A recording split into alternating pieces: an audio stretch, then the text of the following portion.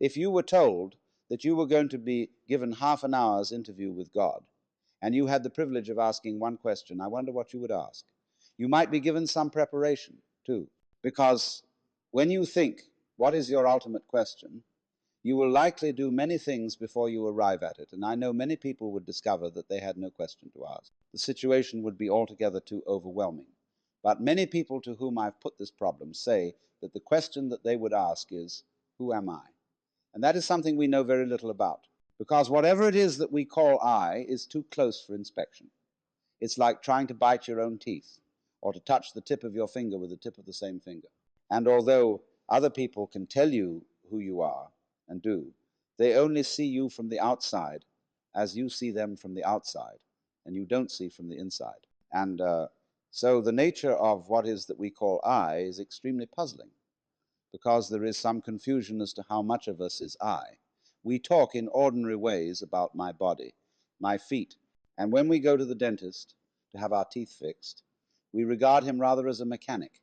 Like you take your car to the garage, so you take your body to the surgeon or the dentist or whatever it is to be fixed, have the parts changed or something of that kind.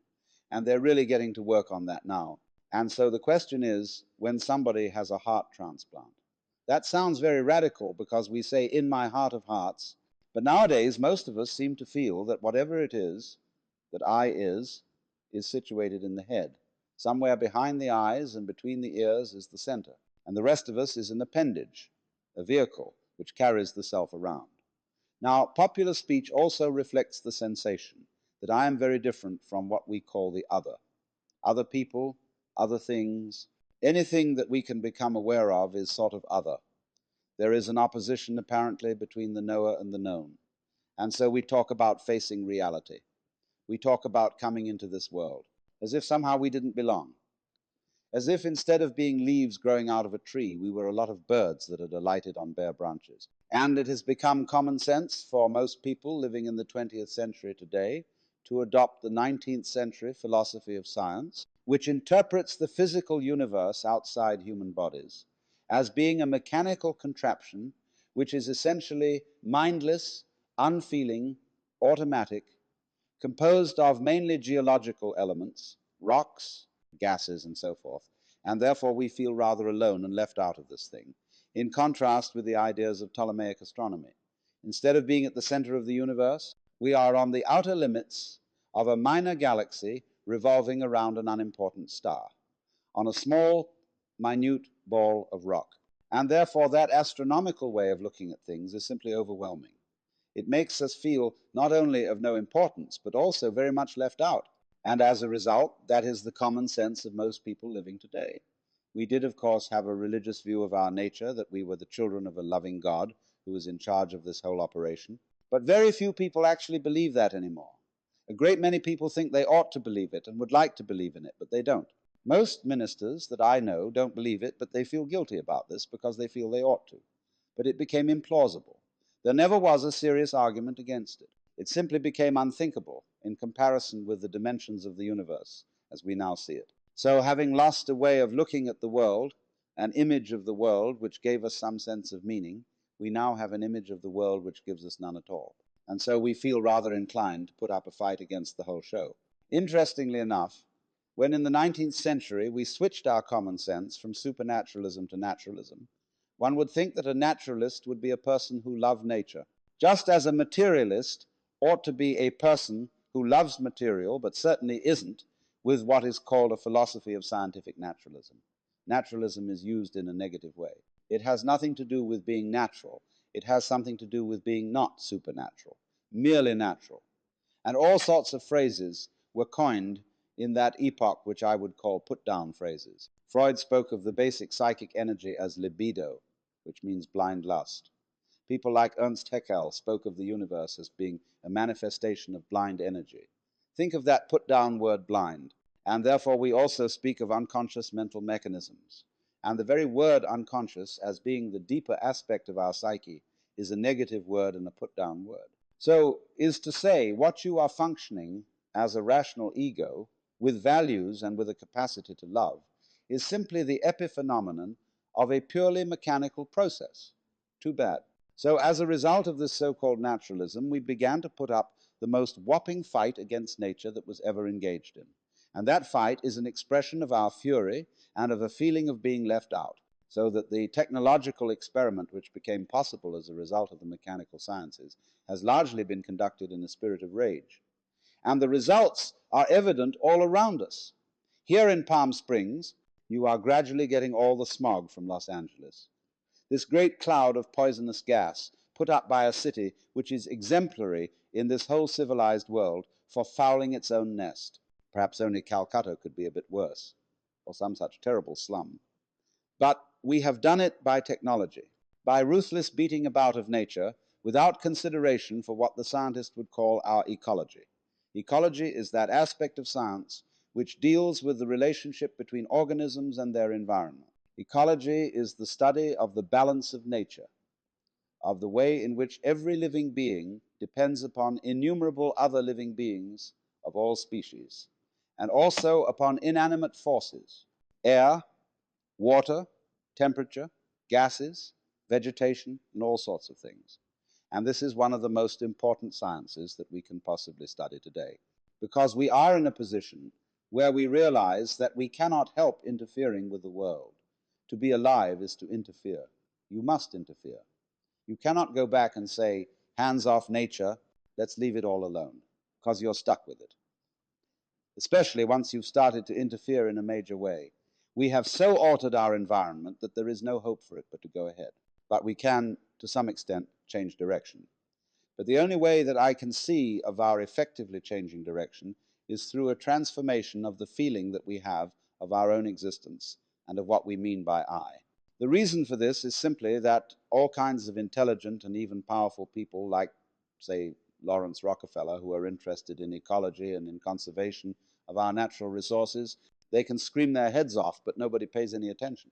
There is as yet no really serious program at the government level to do anything radical about the pollution of water, the waste of water, pollution of air, and the general ravaging of the United States of America. I'm amazed that congressmen can pass a bill imposing severe penalties on anyone who burns the American flag, whereas they are responsible for burning that for which the flag stands. The United States, as a territory, as a people, and as a biological manifestation.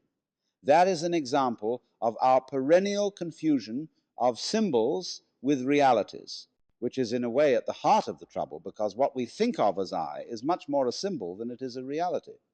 The living organism, the whole mind-body, is much more than anything we mean by I. I largely stands for your personality, your role in life. And the very word person, as you probably know, comes from the Latin persona, a word originally used for the mask worn by actors in Greco-Roman drama, that through which sound comes, because the mask had a megaphonic mouth to carry the voice in open-air theaters. So when you speak of being a real person, it really means being a genuine fake, because the personality is only the front. What is behind it?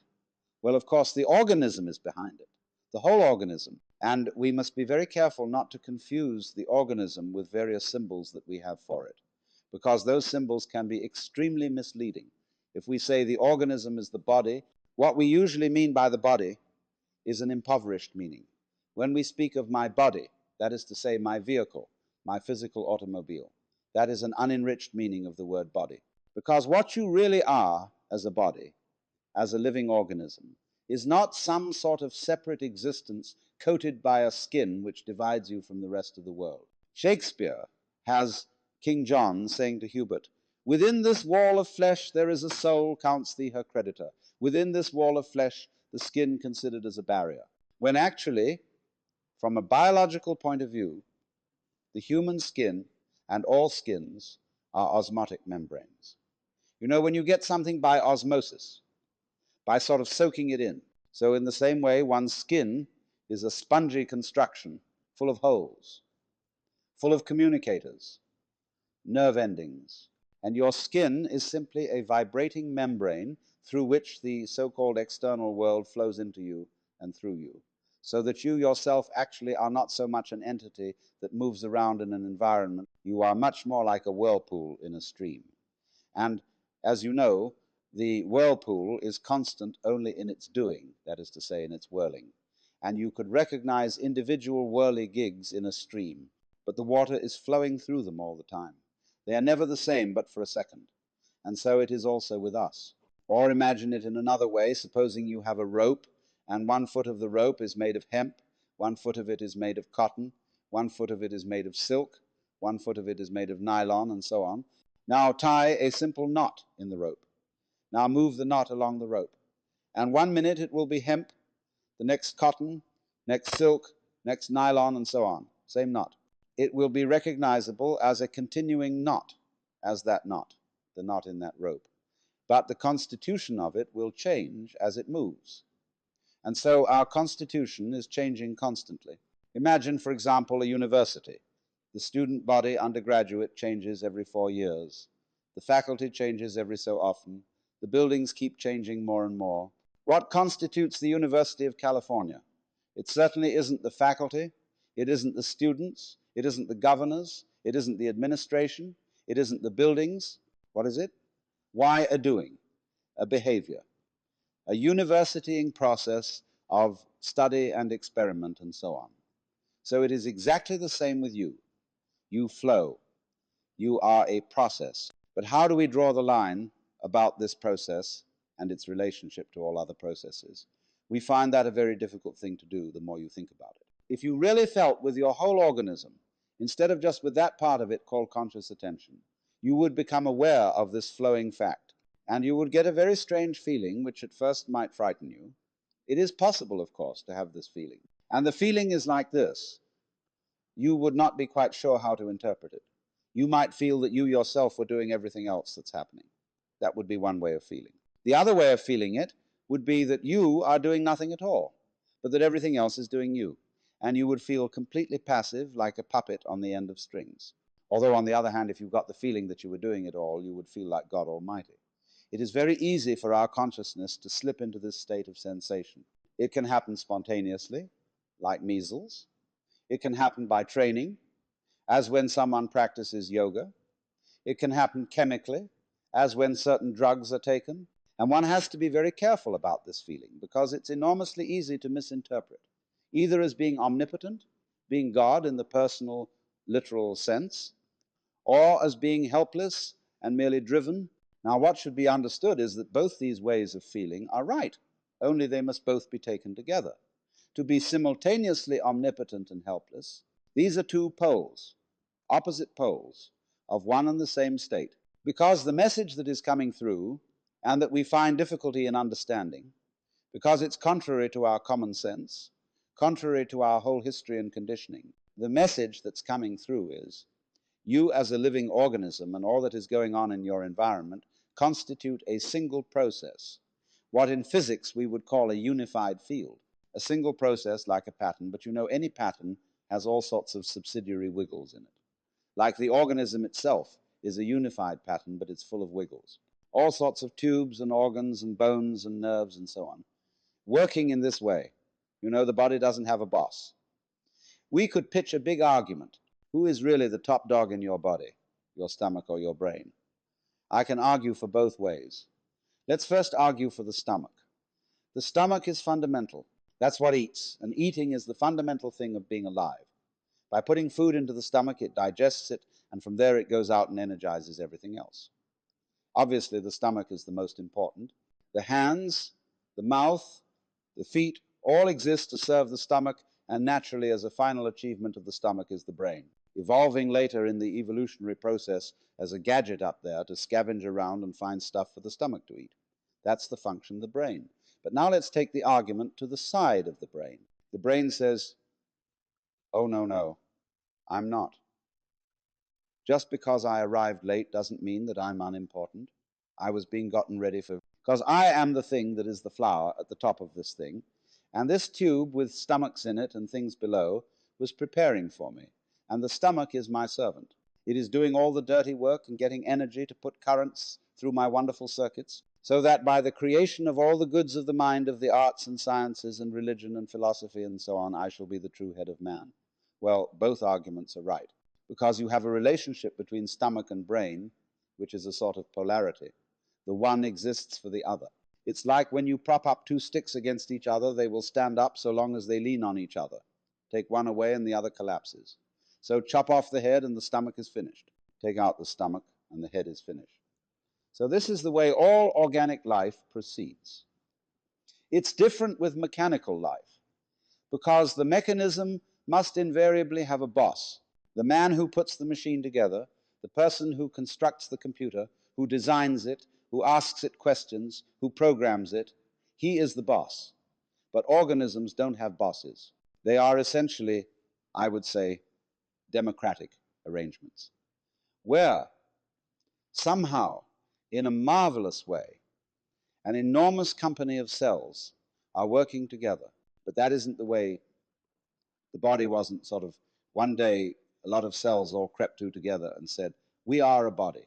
That does sometimes happen in the biological domain. But much rather this. When you watch the gestation of a mammal, you see first of all a very simple little organism which swells, and as it swells, it becomes more and more complicated from within.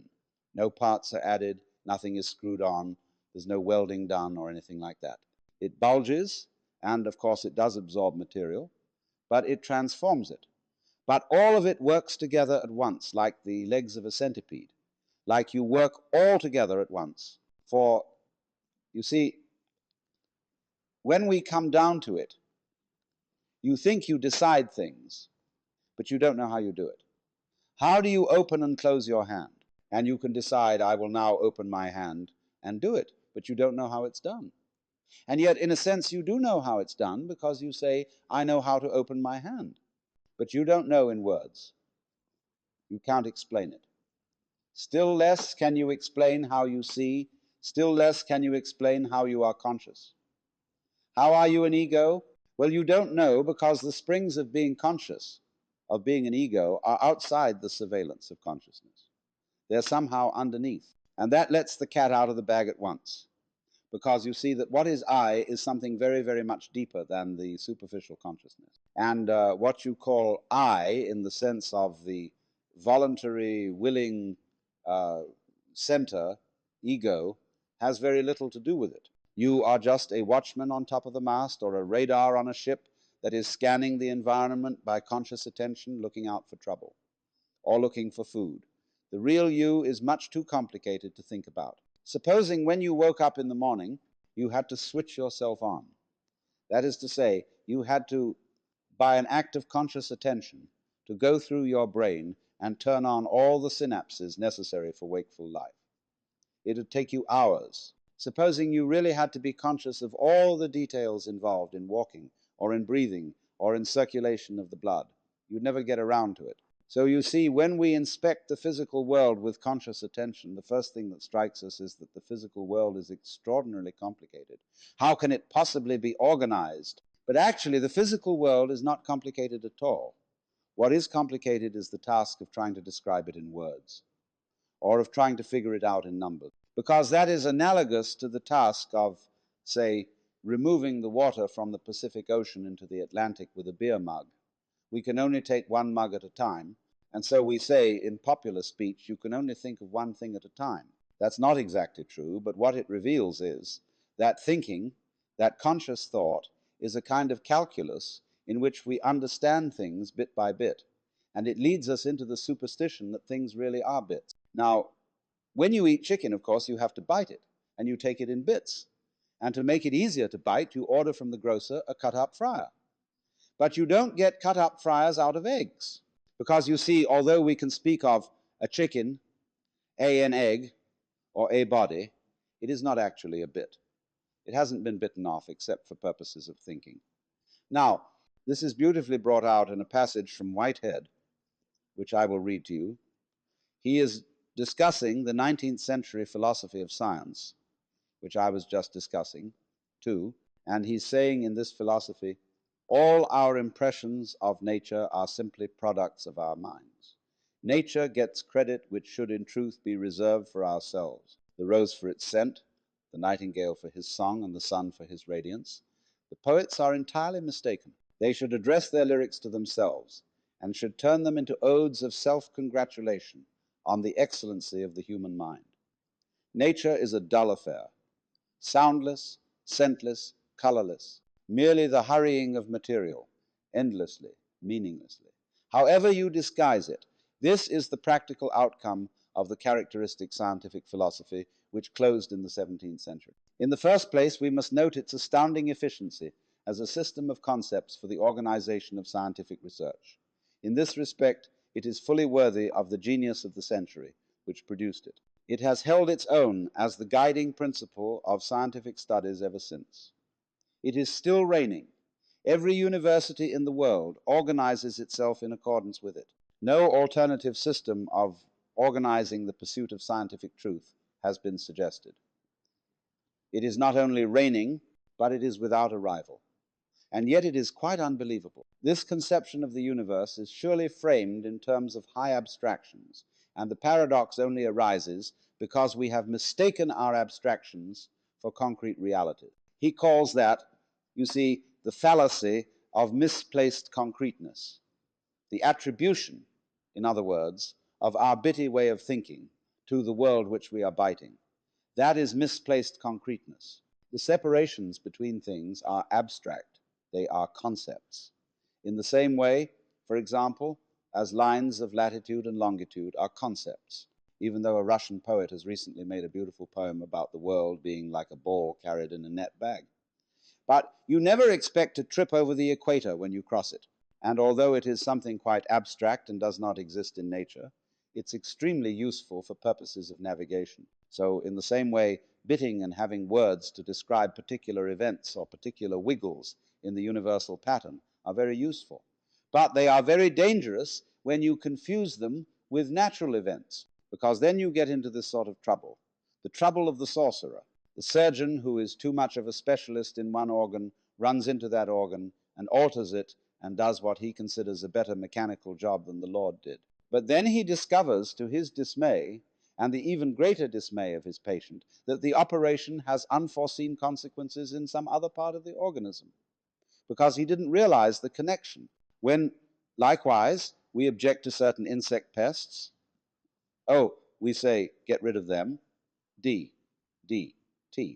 So then we found we got rid of something else we didn't want to get rid of. And worse still, that this insect that we didn't like was doing a job for us in some manner of which we weren't aware, and we only become aware of it when suddenly we find ourselves covered with another kind of fly altogether, or with some sort of bacteria which this insect kept down. Watch it, watch it, watch it, because nature does not consist of separate things which you can just pull out like parts from an engine. Take the case of bees and flowers. We always use the bees and flowers to explain fundamental things about life, but we're going to go deeper than sex this time. Fascinating thing about bees and flowers is they're very different looking things. A flower sits still and blooms, and it smells, or stinks, to be correct. The bee moves about and buzzes, but they are all one organism. You don't find flowers without bees. You don't find bees without flowers. They are just as much one as your head and your feet, which also look very different. So in that sense, you see, we are one with the incredible complexity of processes and wiggles upon which we depend, although to say upon which we depend is not quite accurate, because that separates us from it, as if I were hanging onto a beam and depending on it. It isn't like that. You don't depend on it, because it depends on you. It's a mutual arrangement, and it isn't that one bit of this sort of came first, although that sometimes happens. But it's always there in potentiality, what came later. But it's rather in the same way that when a flower opens, you see all the different petals extending simultaneously, especially when you watch a fast motion movie of a flower opening. And so, in the same way, there is a simultaneous arrival or evolution of the human organism and the human environment. And thus, biologists speak about the evolution of an environment as well as the evolution of an organism in it. In other words, human beings could not have appeared on this planet until its temperature had lowered to a certain degree, until the atmosphere contained certain gases as a result of vegetative development. And then the environment became evolved enough for human beings to appear in it.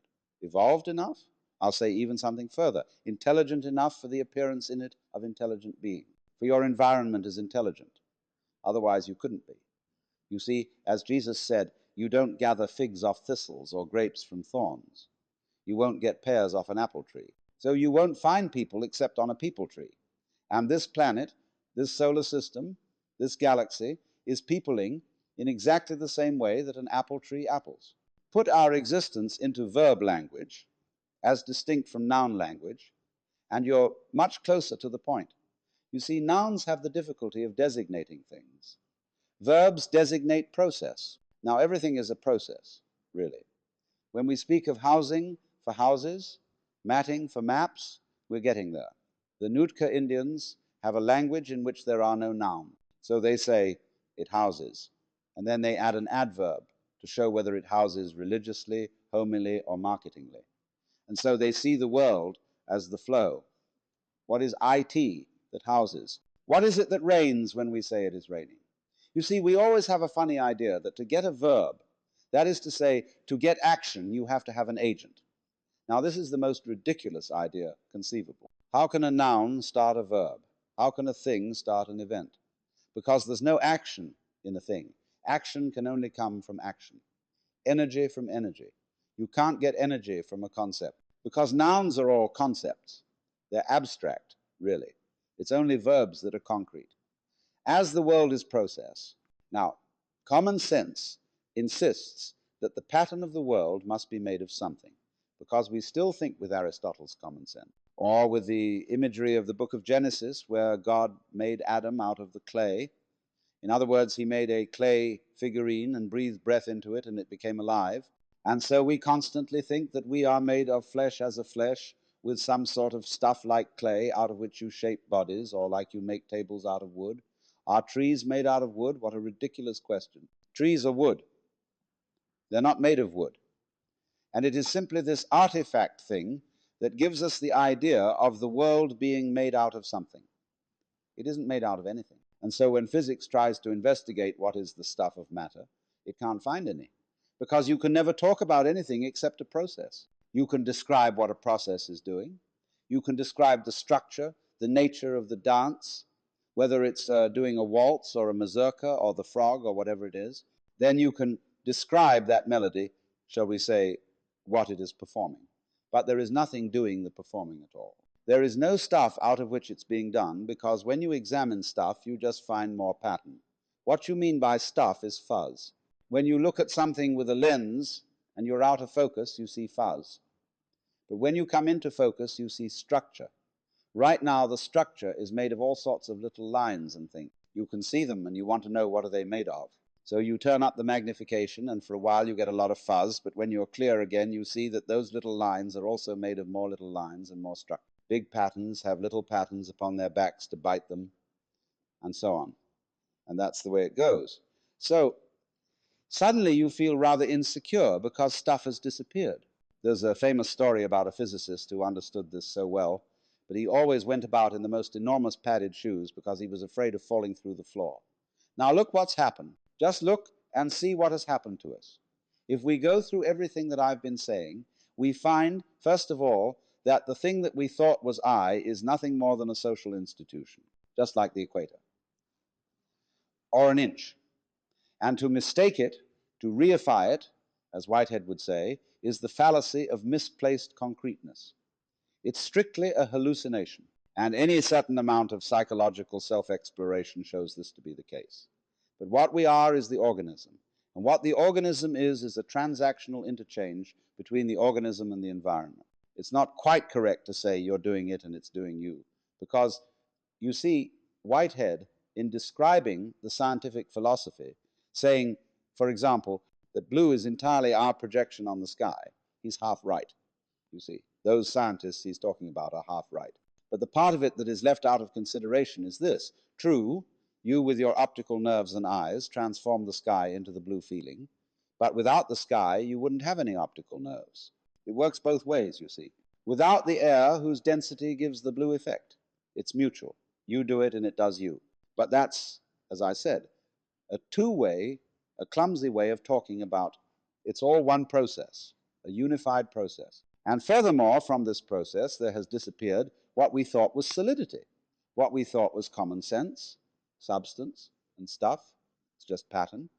And at once one feels sort of ghostly, as if you could be easily blown away. And that's why the Hindus call the universe the Maya, which means the illusion. Don't forget, illusion is related to the Latin word ludere, to play. So the play, big act, it also means magic, as in a conjurer's creation of an illusion. It also means creative power. It also means art. Finally, it means the divine power, the Maya of the Lord. Lord is a bad translation of Bhagavan, just the divine one. Lord means boss in the Hindus. Don't do it that way. But now you see, having arranged this general introduction, which I'm afraid will be familiar to some of you who've attended my seminars before, but I've arranged this general introduction to raise the question. All right, if that's the way it is, how on earth are we going to arrange a transformation of man's consciousness so that he'll know it? Not just in theory, but something he feels in the same way as you feel what you take to be. I, at the present moment, confronting an external world. How will you transform that sensation? Because if you don't transform that sensation, you are not ever be fit to use technology. We shall continue to use our technology in a hostile spirit towards the external world, and we shall wreck the external world. We're busy doing it now. There is no necessity to abandon technology. We can't adapt, but we can certainly use it in a different spirit. I've just been in the island of Ceylon, which is a garden, beautiful, beautiful place, but it's completely undeveloped from a technical point of view, and it's in very bad economic circumstances because nobody wants to buy natural rubber anymore. It has no foreign exchange. It is very peaceful, but the change has got to come.